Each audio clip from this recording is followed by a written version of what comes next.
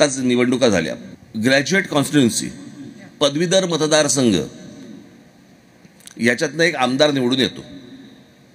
ऐका आम्ही काय म्हणतोय ते. पदवीधर मतदारसंघामधनं एक आमदार निवडून येतो. जो उमेदवार, त्याला ग्रॅज्युएट झालेली माणसं मतदान करतात. बरोबर आहे. म्हणजे शिक्षित माणूस रांगेमध्ये उभा राहून त्या माणसाला मतदान करतो. तो जो कॅन्डिडेटचा फॉर्म आहे, फॉर्म जो भरायचा, त्याच्या खाली, मी पूर्वी बघितलं होतं, आत्ता पाहिलेलं नाही आहे, पण तरी अजूनही तेच आहे, त्याच्या खाली लिहिलेलं आहे त्या फॉर्मच्या, जो उमेदवार फॉर्म भरतो, सही अथवा अंगठा. म्हणजे तो उमेदवार शिक्षित असला पाहिजे अशी अट नाही आहे, पण त्याला मतदान करणारी माणसं ही शिक्षितच असली पाहिजेत. ही कोण